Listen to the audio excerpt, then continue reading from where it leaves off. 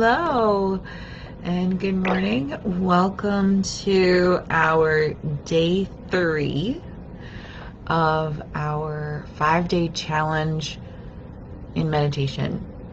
So I'm your host, Izzy Nally, and today we will start, as we have been, with a meditation.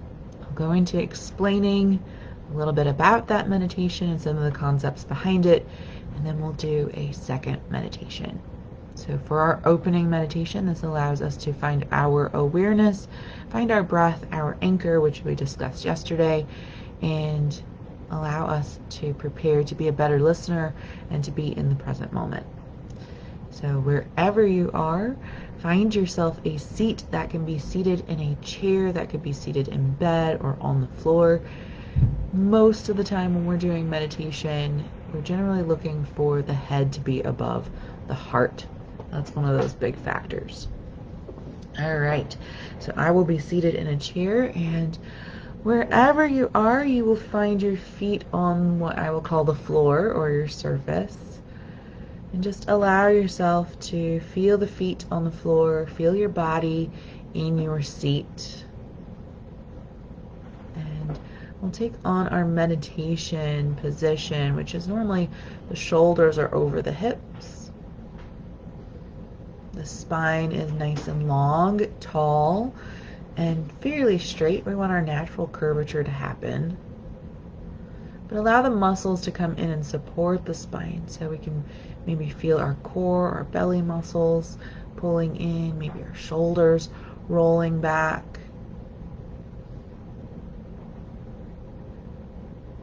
And just notice as you're seated, especially if you're seated in a chair, are your legs going in or going out? Can they be at neutral?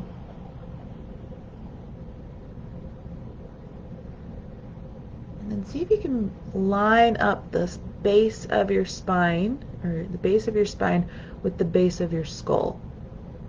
So the tailbone and the skull in line with each other. And if you haven't yet, you can look down at the floor past your nose or close your eyes and notice your breath. Be the observer.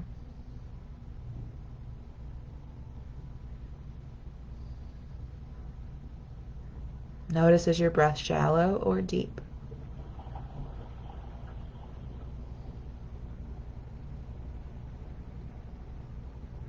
Notice, is your breath in the chest, in the belly? Where do you feel it most?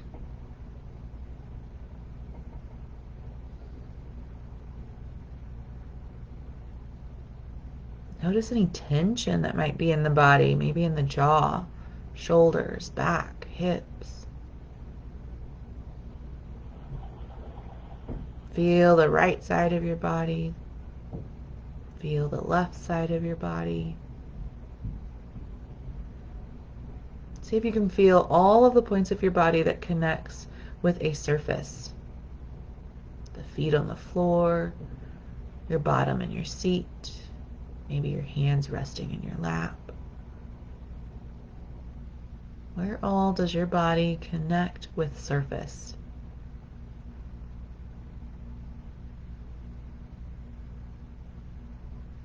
Notice, are you showing up here with an intention today, or are you just showing up?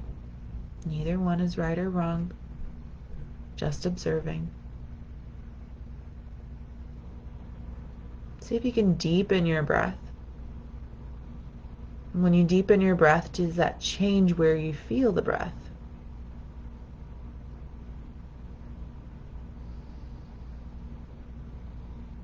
As you take deep breaths, do you like this feeling? Does it feel welcome? Does it feel easy? Maybe it feels challenging.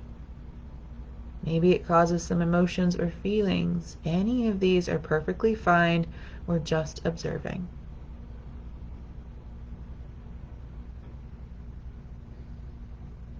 Does it feel natural? Does it feel unnatural?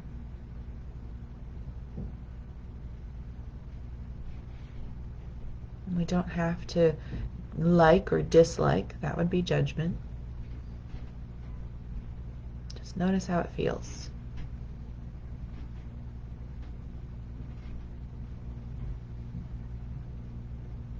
when you're ready, start to wiggle your fingers and toes.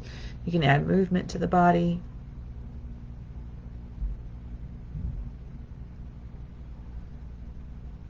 And then open your eyes when you're ready.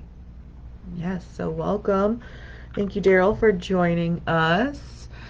And yeah, let me know where you're from. Let me know, that you're watching live, or if you're watching this as a replay later on in the day, type replay. Today's talk is on about being the observer. So this is one of the things that we really try to cultivate while learning meditation. And that is allowing us to recognize that we are separate from our mind, that we are the observer, and that our mind is a tool. And so often we get caught up and we think, oh, I thought this thought, I'm a bad person, or I just don't have any control over my thoughts. These might be some things that happen, or that you're very disconnected, or that you don't have the focus that you would like to have. And to notice that you are separate from your mind, that you can direct your mind, such as if I was to tell you to think of an apple. You could think of an apple. If I said to make that apple red, you can make it red. If you were to want to make it green, you can make it green. So doing that means that you are not the same. You are not the same as your mind, that your mind is a stream of thoughts, of conscious and unconscious thoughts. Now, our ability for our mind to do its job is fueled by our ability to be the observer, to detach. And then we practice that with meditation so that we don't go on autopilot all the time. When we go on autopilot, it's kind of like we take the back seat and we let the mind run the show, but you have the ability to take the driver's seat. And so that's where I say that meditation can be very empowering and allowing you to take over. And so when we do that, we allow ourselves to direct our thoughts. And this is where I think a lot of those positive affirmations really come into play, where people are trying to program their mind. However, meditation is best, and affirmations would be best after meditation or during meditation, because to really reprogram the mind, we need to get into different brain waves. So when we're throughout the day and we're functioning in normal and we're in our conscious mind, we're in beta brainwaves. When we allow ourselves to get into that nice relaxed state where we might enter hypnosis or meditation, we go into alpha brainwaves, and we get even deeper into meditation, we get into theta, and when we go to sleep, we get into delta. And so these different layers of brainwaves happen, and we're able to rewrite. Now, fun fact, most of your subconscious programming, which is that undercurrent of thoughts, again, you are not your thoughts, that undercurrent of thoughts that is happening all day long is written in your mind from the ages of 0 to 7. Because from the ages of 0 to 7, you are in different brainwaves. You are in more of this hypnotic brainwave state, where whatever your adults and your environment teaches you or tells you gets written in your underlying programming. And this is developed in our systems, depending on what your thought process is. But it's very convenient for us, actually, because that's what helps us keep safe. That's what helps us with tribal mentality, with being accepted by our family, and trying to not be outcasted. Because if you think tribal mentality, if you were a child, you would want to behave. You would not want to be outcasted, because outcasted meant not being able to survive. And so we still have a lot of that tribal mentality in us. And in fact, I mean, just, 100 years ago, 200 years ago, you needed your family to survive. And so now we live in this world where we can survive independently, although I think COVID has definitely taught us that we do need people, that we do need our tribe. However, nowadays we can form our tribe or join a new tribe whenever needed. And I'll talk more about that afterwards. However, in order to cultivate this sense of being the observer, we can later train on how to watch our thoughts. Right now we're working on just noticing when our thoughts have gone away, and we can come back to our breath and to our anchor.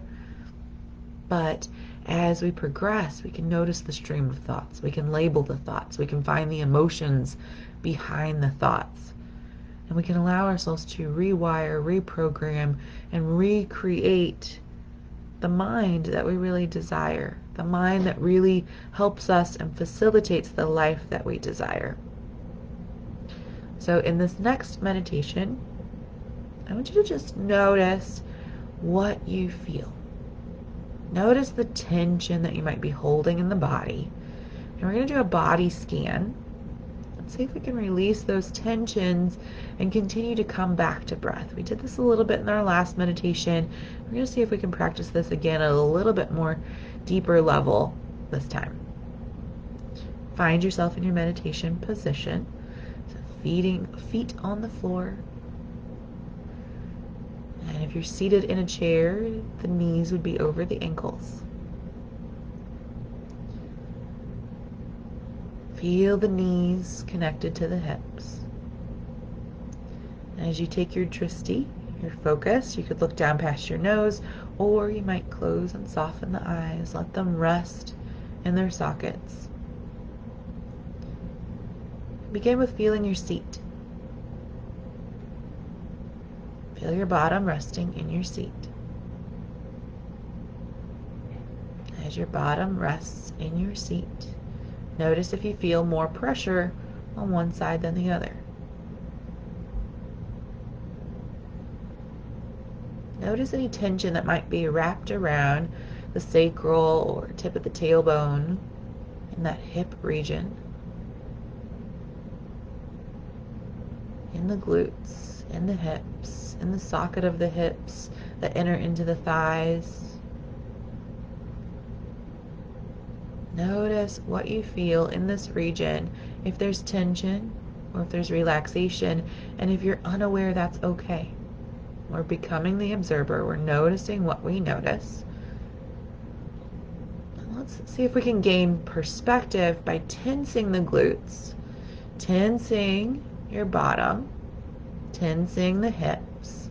As we find that tension, is it easier for you to tense one side more than the other? Are you able to breathe while you create this tension? And then relax and soften. Were you able to soften one side more than the other? And then take a moment to feel what this release feels like, so that we can observe. Because as we move to the other body parts, you may find that tension creeps back in. So we want a good awareness of what this feels like to have that release. Let's do that one more time, just because we're learning, we're processing. Let's squeeze the glutes, squeeze your bottom, squeeze the hips, squeeze the socket that connects the thigh to the hips. Notice, is one side easier to tense? Does one side feel stronger than the other? And then as you release, notice, does one side release first, or can you release both sides at the same time? What does this full release feel like? And as you release fully here, does the weight or pressure or tension shift to anywhere else in the body? And if you don't have an answer today, that's okay as well. Just notice what you notice, be the observer. Notice your low back. Are you allowing yourself to just fall into the low back? Are you allowing the belly to just sway out? Or can you add and provide just a slight engagement of your core, a zipping up feeling? And as you zip up, do the hips tense back up? Can you leave the hips relaxed? Can you just zip up the lower core? And maybe it helps to lift the chest. Bring the shoulders over the hips as we practiced in that first meditation.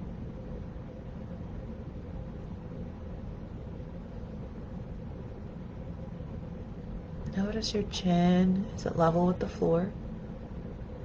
How's the tension of the hips as you zip up the belly just a little?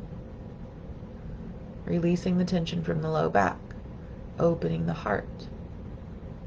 Notice these little micro shifts and how a micro shift in the body can create tension in other places. Notice what happened to your breath. As we try to zip up the core, engage the core just a little bit while we're relaxing the hips. What happens to your breath?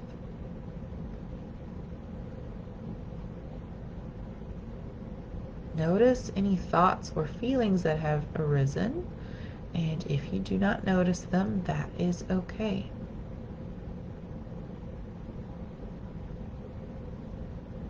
Notice as you're focusing, are you aware of what's happening to your big toes or your thumbs?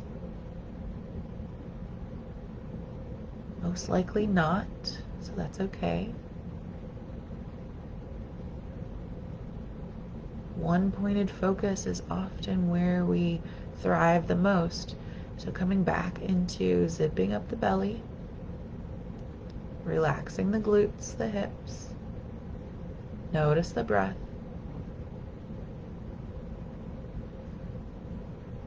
Notice how we lose focus of other areas of our body. We become unaware of what's going on as we zone in and focus in one area.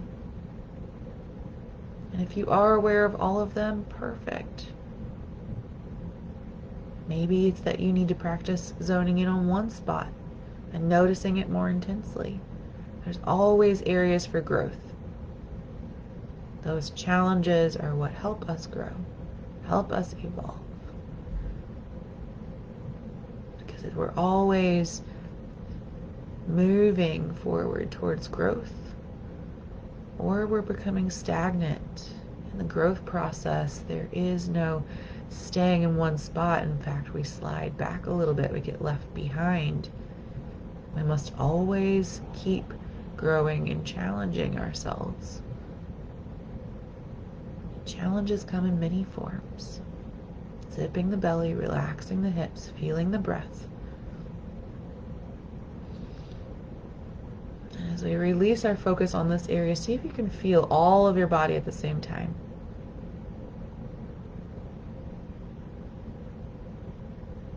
Just your body. Notice the air on your skin, the space and room around you, how you sit in this room, how you breathe and participate with this room. And when you're ready, adding movement back to the fingers and toes, the limbs, taking a deep breath. And notice how you feel. Notice your energy. Do you feel more calm and collected, more focused? Did anything change for you? Maybe it was a struggle. Maybe that was challenging. Maybe that was easy. Let me know in the comments. And so it's so important for us to utilize our body and ourself for practice. That to be able to focus within in our body allows us, for one, to come into our temple and practice our practice. But it also allows us to utilize ourselves in order to translate that into the world. So as we're focusing on one part of our body and noticing the sensations that we have, that also translates into the work that we do. Maybe it's that you need to focus on just watching Netflix and not scrolling. This is a fun one that everyone's been talking about. Maybe it's to listen to someone while they're talking and not be thinking of a response or the to-do list that needs to be done. Maybe it's to type up that email and not be distracted by all the other emails or text messages that are coming in. And so I ask you, if you were able to focus, to give one thing your full attention for the time that it needed and just get it done, to be all in that moment, how would your life change? How would your productivity for the day change? Maybe it doesn't. That's okay. but maybe it does. And so maybe that's something to think about. Showing up fully present in the moment. I know when I'm trying to do a million things, I'm distracted and I'm half-heartedly there, or 1/8 there if I'm doing 8 things. And so that thing is not getting my fullest best self. And so often it's, you watch a Netflix show while you're scrolling and you don't remember what you scrolled about, and you don't really remember what the movie was about either. So was that time wasted? Did you fully get relaxation during that time? Most likely not, because you were splitting your mind into 2 places. And healing happens when we get into relaxation response. And relaxation response is when we tune into our body. When we tune into our body and we get into relaxation response is when we can get into healing.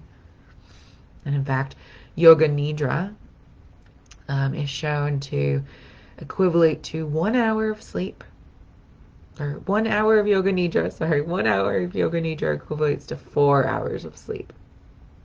Because we're allowing ourselves to get into such a deep, focused, relaxed state. We're focusing on relaxing. We're focusing on bringing ourselves, collecting ourselves, that within 1 hour of Yoga Nidra, you can get 4 hours equivalency of sleep. Now, does that mean that you shouldn't sleep? No, but maybe you should put on a Yoga Nidra while dozing off to bed. Or if you need a power nap in the middle of the day, or you're having trouble sleeping, or there's some unrest happening with you, do an hour of Yoga Nidra, do 20 minutes of Yoga Nidra. Allow yourself to get even a fraction of that in. So meditation will help you heal. Meditation will help you heal your mind, your body, and your energy, which we will talk a little bit more about tomorrow, the energy that's in our body. I'm Izzy Nally, and if you haven't yet, join the group, The Well-Nourished Life. That's at groups.FigLeaf.Fit. And within our Well-Nourished Life, this week we are leading a 10-day reset, which is a cleanse like you've never had before. This is not a yo-yo diet. This is a reset button to help you develop the skills for a healthy lifestyle. In that, we are focusing on specific foods to eat in the morning, at lunch and dinner. We eat during specific times. And then we also focus on healthy habits like stress management, which is why we're doing the meditation, and noticing our eating habits, our emotional eating, and working on developing a life full of intention, focus, and clarity. I'm Izzy Nally, and you are whole.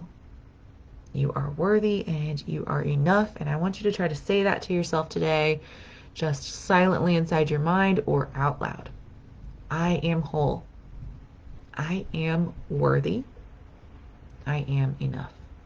I hope to see you soon. You can always book a chat with me if you'd like to get enrolled in the 10-day reset or in our 4-month program, Well-Nourished Life, where we do learn meditation, we do hypnotherapy for creating a healthy life, and we really work on boundaries, creating focus, leaving that frantic and fragmented feeling behind. See you later.